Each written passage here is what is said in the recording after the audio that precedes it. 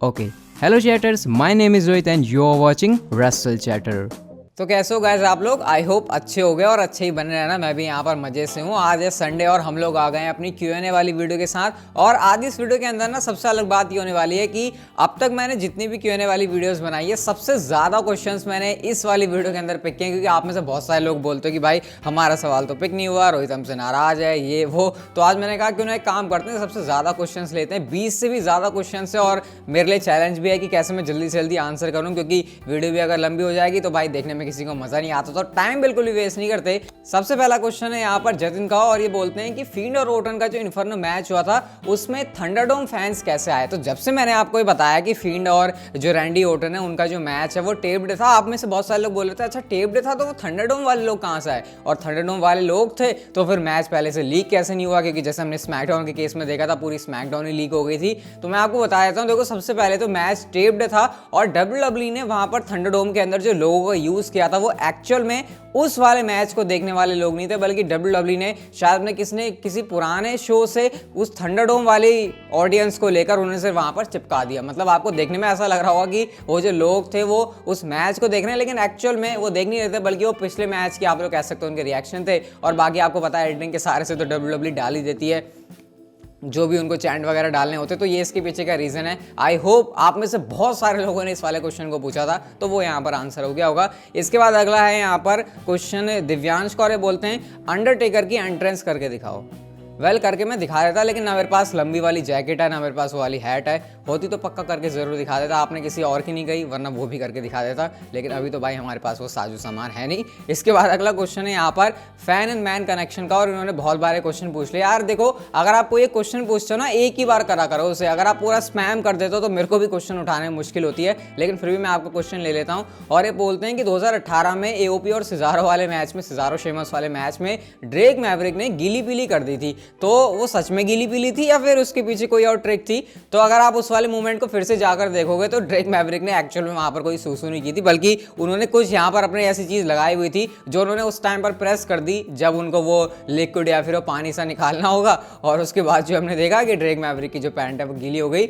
बहुत ही वियर्ड सा वो मूवमेंट था। मतलब जब मैं उसे लाइव देख रहा था मैं कह रहा अरे ये क्या कर दिया भाई इसने। एक बार को देखकर तो लगेगा कि वाकई में ड्रेक मैवरिक की हालत जो है पतली हो चुकी है। इसके बाद अगला क्वेश्चन है यहाँ पर मीत पटेल का, और ये बोलते हैं कि रोमन रेंस और केविन ओवेंस का मैच रॉयल रंबल में जहां पर जे उसो को शार्क केज में लटकाया जाएगा और ये होगा नो DQ वाला मैच। और ये वाला कमेंट किसी एक बंदे ने नहीं किया, ये बहुत सारे लोगों ने किया। जैसे हमको पहले जेरिको ओवेंस और रोमन रेंस के केस में देखने को मिला था, जेरिको को टांग दिया था, तो इस बार ये चीज WWE जे उसो के साथ कर सकती है। बहुत अच्छा ये आइडिया। और क्योंकि अब एक बार रोमन रेंस और केविन ओवेंस का मैच हो चुका है, दूसरी बार हो चुका है, हर बार हमको स्टिपुलेशन अलग देखने को मिली है, तो नॉर्मल मैच अगर WWE करेगी तो फैंस को देखने में मजा नहीं आने वाला है। तो मुझे लगता है एक रॉयल रंबल के अंदर अगर मैच हो रहा है रोमन रेंस और केविन ओवेंस का तो यहाँ पर यूनिक स्टिपुलेशन होगी। और भाई देखो हमारे कमेंट सेक्शन में कितने बड़े बड़े आइडियाज आते हैं और शार्क केज वाला मैच हो जाता है, तो इसको देखकर काफी जो है मजा आएगा।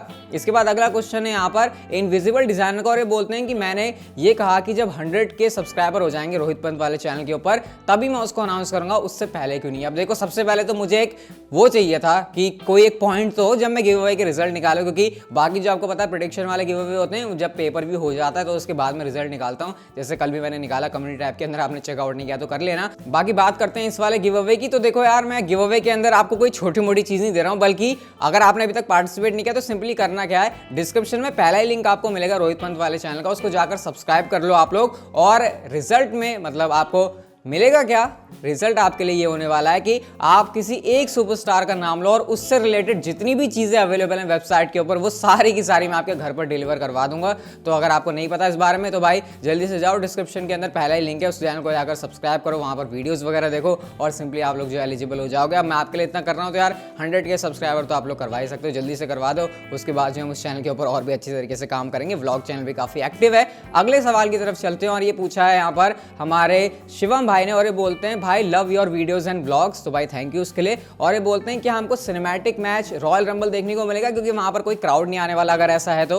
अब सही बताऊं तो रॉयल रंबल ऐसा मैच नहीं जिसको WWE सिनेमैटिक वाले तरीके से बुक करे, क्योंकि मतलब वहां पर तो एक के बाद एक सुपरस्टार्स आ रहे हैं, तो उसको सिनेमैटिक करके मेरे को लगता है उस मैच की जो क्वालिटी है वो बेकार हो जाएगी। और भाई अभी उम्मीदें बांध के रखो क्योंकि WWE जुगाड़ बैठा रही है कि रॉयल रंबल के लिए वो किसी भी तरीके से फैंस को लेकर आ जाए, और अगर फैंस आ जाते हैं तो भाई फिर सिनेमैटिक मैच करने की जरूरत पड़ेगी नहीं। और अब कह भी सकते हैं कि जैसे चीजें हमको बदलती हुई दिखाई दे रही है वर्ल्ड के अंदर, हालांकि यूएसए के अंदर केसेस बढ़ रहे हैं बट स्टिल वहां पर जो थोड़ी रेस्ट्रिक्शन है वो खुल गई है, तो ऐसे में क्राउड आ सकता है, और क्राउड आ गया तो भाई हमको इतने महीनों के बाद फाइनली क्राउड देखने को मिलेगा, और अच्छा खासा क्राउड WWE लाने का प्लान कर रही है। इसके बाद अगला क्वेश्चन है यहाँ पर आयुष कुमार के बोलते हैं कि मेरे हिसाब से किसको रॉयल रंबल जीतना चाहिए। तो देखो दिमाग में काफी ज्यादा नाम है, मतलब जो जो सुपरस्टार को पुश करना है मैं तो उन सबको यहाँ पर डाल दूंगा, लेकिन सही बताऊं तो इस समय ना मेरे को केविन ओवेंस को देखकर बहुत ज्यादा मजा आ रहा है। हालांकि मुझे लगता नहीं है कि वो जीतेंगे रॉयल रंबल को, लेकिन जैसा उनके पास मोमेंटम है शायद WWE यहाँ पर उसका यूज कर सकती है। वैसे नाम तो यहाँ पर कीथ ली का भी है, लेकिन कीथ ली अगर जीतेंगे रॉयल रंबल तो वो किसे चैलेंज करेंगे, रोमन रेंस को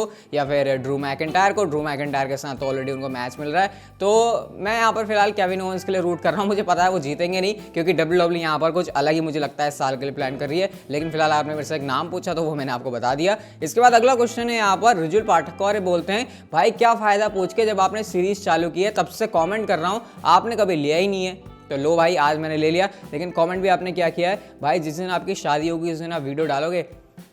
भाई अभी मैं बच्चा हूँ यार, मतलब कहाँ से मेरी शादी के पीछे आप लोग पड़ गए। अभी तो मेरे को बहुत कुछ अच्छे काम करने हैं, पहले अपने आप को बनाना है। शादी की बात तो बहुत बात की रही, और तब तक अगर वीडियोस बनाएंगे तो मुझे पता नहीं है, क्योंकि बहुत सारे लोग, आपको पता ही है कि मैं लगातार जब से 2017 से मैंने इस चैनल को बनाया डेली वीडियोज़ आ रही हैं, तो तब की तब देखी जाएगी बात। अभी उसके बारे में मैं ज़्यादा कुछ ऐसे सोच नहीं रहा हूँ। इसके बाद अगला क्वेश्चन है यहाँ पर शुभ द्विवेदी का, और बोलते हैं सेथ रॉलिंस के रिटर्न के बारे में, क्या वो स्मैकडाउन पर होगा या फिर रॉयल रंबल में। अब देखो मैं आपको बता देता हूँ कि क्या हुआ सेथ रॉलिंस के रिटर्न का। मैंने आपको पहले बताया कि फॉक्स वालों ने ट्वीट कर दिया कि सेथ रॉलिंस आएंगे, उसके बाद मैंने ही आपको बताया कि भाई WWE तो उनको एडवर्टाइज ही नहीं कर रही है। तो हुआ ये था कि फॉक्स वालों ने जल्दी में, मतलब उनको कोई चुल उठ गई, बिना WWE से कंफर्मेशन लिए उन्होंने सीधी अनाउंसमेंट कर दी, और एक्चुअल में सेथ रॉलिंस का रिटर्न होना ही नहीं था स्मैकडाउन के एपिसोड में। और शायद ऐसा भी हो सकता है कि WWE इसको रॉयल रंबल के लिए बचा कर रख रही हो और हमको स्मैकडाउन के किसी शो में ना देखने को मिले सेथ रॉलिंस, और सीधा ही जाकर वो रॉयल रंबल के अंदर हमको सरप्राइज करें। तो ये यहाँ पर फिलहाल सेथ रॉलिंस का सीन है, ऐसा कोई लंबा ब्रेक नहीं होने वाला उनका, वो बहुत जल्दी आपको वापस से देखने को मिल जाएंगे। इसके बाद अगला क्वेश्चन है यहाँ पर दुर्गेश खौरे बोलते हैं आपको पूरी एक वीडियो बनाने में कितना टाइम लगता है, रिकॉर्ड या फिर अपलोड, मतलब पूरा जो प्रोसेस है। अब देखो सही बताऊं तो जब मेरे को पता है कि मेरे को वीडियो बनानी होती है तो पहले तो मैं उसके 2-2.5 घंटे पहले से सोचने लग जाता हूं कि अच्छा वीडियो का कंटेंट क्या होने वाला है, और तब तक सच में मैं कुछ और दूसरे काम नहीं कर पाता, दिमाग में वही चीज़ मेरी चलती रहती है। और एक बार जब मैंने शूट कर दी तो उसके बाद आप लोग कह सकते हो 1.5 घंटे के आसपास मुझे लगता है कि पूरी उसकी प्रोसेस हो जाए, शूट भी हो जाए, एडिट भी हो जाए, अपलोड भी हो जाए, थंबनेल वगैरह मेटा डेटा जो सारा यूट्यूब के ऊपर डलता है, तो इतना मुझे कुछ टाइम लगता है। लेकिन हाँ दिमाग में मेरी 2.5 घंटे पहले से जो पूरी प्रोसेस है वो शुरू हो जाती है। और अगर किसी लंबी वीडियो के ऊपर काम करना है, जैसे रिसर्च करनी है या फिर आपको कोई फैक्ट्स वाली वीडियो देनी है, तो फिर उसमें थोड़ा सा जो टाइम है वो और भी ज़्यादा लग जाता है, क्योंकि आपको अच्छे तरीके से कंटेंट भी प्रेजेंट करना होता है। इसके बाद अगला क्वेश्चन है यहाँ पर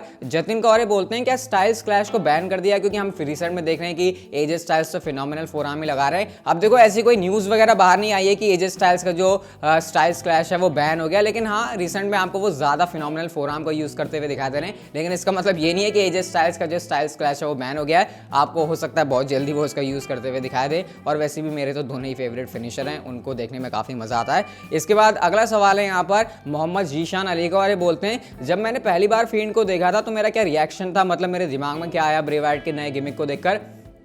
जब ब्रे वाइट को पहली बार देखा तो वो तो हंसते खेलते वाले ब्रे वाइट आए थे जब नए गिमिक के साथ आए थे। मैं कह रहा हूँ भाई ये क्या कर दिया ब्रे वाइट के साथ, ये तो कहाँ डरावना सा होता था। लेकिन जब फील्ड देखने को मिला भाई सच में मैं हैरान परेशान हो गया था, क्योंकि एक तो केन मेरे फेवरेट सुपरस्टार रहे हैं, तो ऐसे में जब मैंने वो मास्क देखा फील्ड के चेहरे पर तो वही देखने में इतना ज़्यादा कूल लग रहा था। और उसके बाद जब हमने उनकी एंट्रेंस भी देखी थी पहले मैच के अंदर, मैं तो भाई दीवाना ही हो गया। हाँ बीच में जब उनको टाइटल दिया था मेरे को मज़ा नहीं आ रहा था फील्ड को देखने में, लेकिन फिर से अब जब फील्ड और रैंडी ओर्टन की कहानी चली है तो भाई फील्ड को देखने में मुझे क्या भाई पूरी दुनिया को ही मज़ा आ रहा है। तो ये मेरा रिएक्शन है फील्ड को लेकर। ओवरऑल कमाल का कैरेक्टर और बहुत ही अच्छी तरीके से ब्रे वाइट इस कैरेक्टर को बना रहे हैं। आई होप विंस मैकमैन यहाँ पर कुछ कचरा ना कर दें। इसके बाद अगला क्वेश्चन है यहाँ पर रेसलिंग स्टेटस का और ये बोलते हैं अगर आप केबीसी में 1 करोड़ रुपए जीत गए तो आपका क्या रिएक्शन होगा? क्या मेरा फिर भी कोई रिएक्शन नहीं होगा? लव यू ब्रो, तो लव यू टू। अब जैसे कि आपको पता है मैं ये कहता हूँ कि मेरा ज्यादा कोई रिएक्शन नहीं आता, लेकिन अगर मैं 1 करोड़ जीत जाऊंगा ना केबीसी के अंदर तो 1 करोड़ जीतने से ज्यादा मुझे इस बात की खुशी होगी कि मैंने इतने सारे सवालों का सही आंसर दे दिया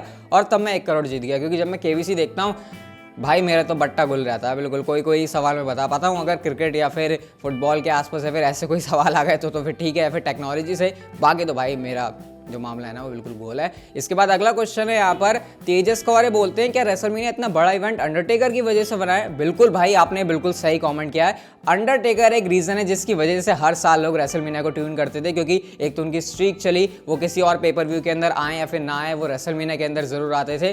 तो ये अंडरटेकर की एक अलग ही कहानी है और मुझे लगता नहीं अंडरटेकर जैसा कोई दूसरा सुपरस्टार WWE के अंदर आने वाला है। इसके बाद अगला क्वेश्चन है यहाँ पर सुबी रावल कौरे बोलते हैं कि WWE में तुम चले जाओ, चैंपियनशिप जीत जाओ और उसके बाद गिव अवे कर देना। ये इसीलिए आ रहा है क्योंकि मैंने एक वीडियो के अंदर कहा था कि मैं जो है चैंपियनशिप बेल्ट की अनबॉक्सिंग करूंगा, लेकिन उस वीडियो के अंदर मैंने ये कहा था कि 20,000 लाइक्स भी करवाओ। अब भाई आप वो चीज कुछ करके नहीं दोगे तो फिर मैं भी कैसे करूंगा? क्योंकि उस बेल्ट को खरीदना ना मेरे हिसाब से पूरा वेस्ट है। 30-40 हज़ार की मैं बेल्ट खरीदूंगा, अनबॉक्स कर दूंगा, बस हो गई रखी रहेगी बेल्ट। तो अगर आप चाहते हो मैं उस चीज़ को अभी भी करूं तो भाई वीडियो इस समय ऊपर आई बटन पर कहीं आ रही होगी, उस पर जाकर पहले 20,000 लाइक्स तो करवाओ, उसके बाद हम आगे सोचते हैं कि इस बारे में क्या करना है। इसके बाद अगला क्वेश्चन है यहाँ पर रोजन तिवारी को, और भाई बहुत मस्त चीज़ उन्होंने यहाँ पर लिखी है, लार्स इलेवन क्या दिवाली है क्या? जब आता है धमाका करता है और उसके बाद फुस हो जाता है। बिल्कुल भाई, लार्स इलेवन का दूसरा नाम आज से दिवाली रख देते हैं, क्योंकि जब वो आते हैं तो लगता है भाई इसने तो कहर बरपा दिया, और एकदम से विंस मैकमैन के दिमाग में पता नहीं क्या होता है, वो उनको गायब कर देते हैं। कभी वो खुद इंजर्ड हो जाते हैं या फिर कभी उनके साथ कोई कंट्रोवर्शियल चीजें हो जाती हैं।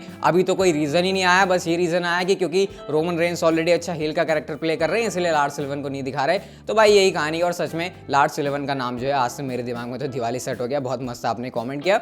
इसके बाद अगला क्वेश्चन है यहाँ पर रोहित लूथरा का, और बोलते हैं जब लाइट चली जाती है तो मैं रॉ स्मैकडाउन के शोज को कैसे देखता हूँ? अब मैं आपको बता दूं, ये जो मेरा मोबाइल है ना इसके ऊपर ही मेरे सारे शोज चलते हैं। मैं टीवी के ऊपर WWE बिल्कुल भी नहीं देखता, और इसके पीछे रीजन ये है कि जब पूरा शो चल रहा होता है ना तो मैं इधर से उधर भागने में ही रहता हूँ। कभी गया किचन में, कभी गया टॉयलेट में, कभी बाथरूम में, कभी पीसी के ऊपर कुछ कर रहा हूँ, या फिर कभी मैं अपने काम करते करते शो को देख रहा हूँ, क्योंकि उन घंटों के अंदर मेरे को प्रिपेयर भी तो होना है ना वीडियो बनाने के लिए। तो टीवी के सामने तो मैं बैठ नहीं सकता, टीवी के सामने बैठा रह गया तो फिर वीडियो शूट वगैरह करने में देर हो जाएगी। तो ये इसके पीछे रीजन है। और मोबाइल में जब मैं कर रहा हूँ तो भाई मोबाइल तो चार्ज रहता है, ये तो लाइट वाइट जाए भी, वैसे इन्वर्टर मेरे पास है अच्छा खासा, तो उसकी कोई यहाँ पर ज्यादा दिक्कत रहती नहीं है। और आज का जो हमारा फाइनल क्वेश्चन है वो पूछा है नायक जी ने, और ये बोलते हैं कि क्या रोमन रेंस रॉयल रंबल जीतकर चैलेंज कर सकते हैं ड्रू मैकिंटायर को WWE चैंपियनशिप के लिए एट रेसलमेनिया? अब रोमन रेंस हमारे पहले से यूनिवर्सल चैंपियन है, ड्रू मैकिंटायर WWE चैंपियन है, दोनों के बीच हम लोग एक बार फिर से मैच देखना चाहते हैं। लेकिन मुझे लगता नहीं है कि इसकी ऐसा करने के लिए Vince McMahon Royal Rumble match जिताकर फिर दोनों का मैच करवाएंगे, क्योंकि फिर